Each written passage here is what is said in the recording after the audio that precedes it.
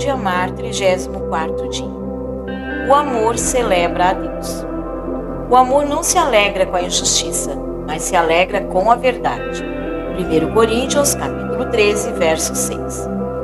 Quanto mais você e seu cônjuge se aproximam de Deus, mais amor haverá no casamento. João, capítulo 13, versos 34 e 35. Nossa função como esposo ou esposa melhora muitíssimo quando crescemos como cristãos. As pessoas que não confiam em Deus têm limitações importantes e dependem de seus próprios sentimentos, que são antes e de sua forma de pensar, que é egoísta, e de seus esforços humanos. Mas junto ao Senhor temos acesso diário à sua caixa de ferramentas para o casamento. Sua palavra nos sustenta espiritualmente e nos capacita. 2 Timóteo, capítulo 3, verso 17. Seu conselho guia nossos pensamentos e decisões com sabedoria. Tiago, capítulo 1, verso 5. Seu Espírito Santo opera para melhorar nossas atitudes e nos ajudar a amadurecer. Gálatas, capítulo 5, versos 22 e 25. Seu amor boicota cada ato de ódio, cada engano sutil e cada plano infiel. Porém, nesses dias, nós que, como os cristãos, nos negamos a depender de Deus em oração, a caminhar em seu amor e a obedecer seus mandamentos, minguamos espiritualmente. O orgulho e egoísmo podem começar a nos dominar. A repulsa, a impaciência e a desconsideração podem tornar-se reação habitual. Então, nosso cônjuge e nossa família têm de aguentar as consequências. Caminhar em comunhão com Deus é melhor que 1000 livros sobre casamento ou sessões de terapia, por mais úteis que sejam estes recursos. Os homens que caminham com Deus a cada dia não enganam nem degradam suas esposas. Quando o Senhor guia a boca de uma mulher, ela anima sua família em vez de queixar-se ou criticar. Em poucas palavras, uma das prioridades para o casamento deveria ser cultivar diariamente seu relacionamento com Deus, enquanto celebra o crescimento espiritual do seu marido ou sua esposa. O que a orgulha mais em seu esposo? O que faz você explodir de alegria com relação à sua esposa? Você se orgulha quando ele volta para casa com um troféu de golfe ou quando ela encontra uma grande oferta no centro comercial? Ou se assombra mais e mais quando seu esposo reúne a família para orarem juntos e ler a palavra, ou quando sua esposa perdoa ao vizinho cujo cão desenterrou suas plantas? É uma das pessoas com mais influência na vida do seu cônjuge. Ele quererá agradar a pessoa que mais o elogia. Você tem usado sua influência para guiar seu esposo ou sua esposa a honrar a Deus? O amor se regozija mais nas coisas que agradam a Deus. Quando seu marido ou sua esposa cresce no caráter cristão, persevera na fé, busca a pureza, dá e serve com alegria, ele torna-se responsável no âmbito espiritual dentro do lar. A Bíblia diz que deveríamos celebrá-lo, mais do que quando arranja dinheiro ou consegue boas ofertas, mais do que quando prospera no trabalho. Para uma mulher, deveria ser comovente ver seu marido valente humilhar-se diante de Deus. Um homem deveria sentir-se inspirado ao ver que sua esposa experimenta convicção e paixões espirituais profundas.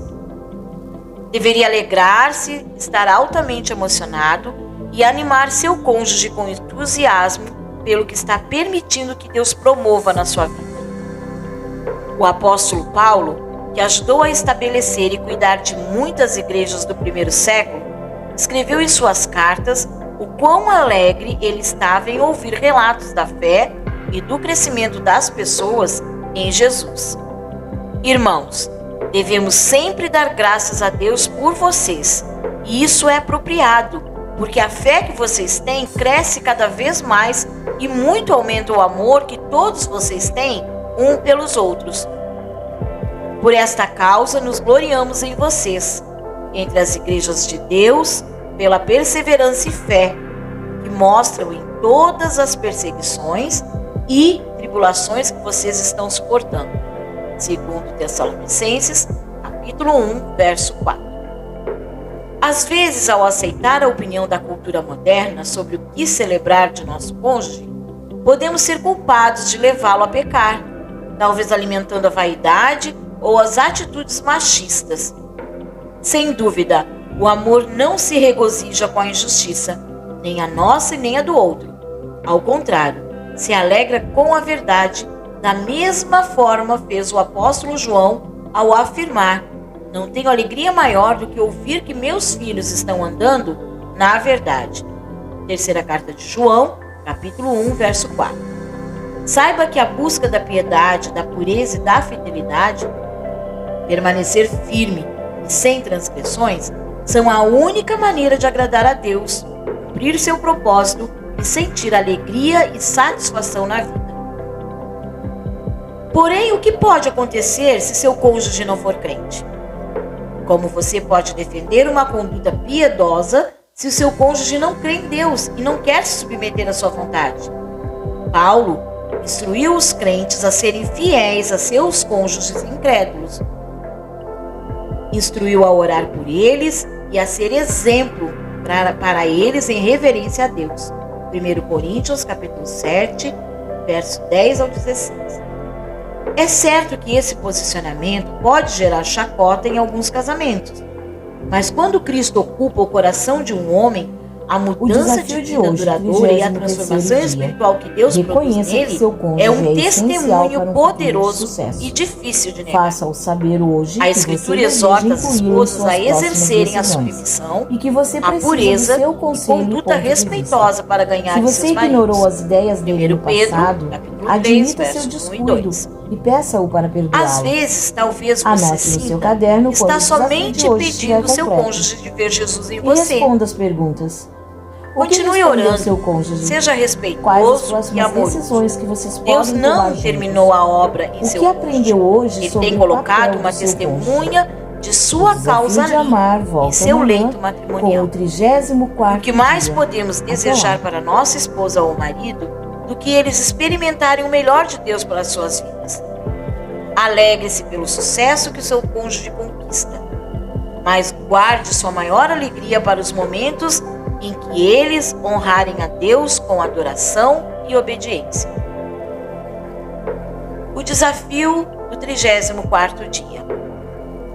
Encontre um exemplo específico e recente de quando seu cônjuge demonstrou o caráter cristão de forma notável, com fé, amor, honestidade, paciência, amabilidade, serviço, compaixão, humildade e etc.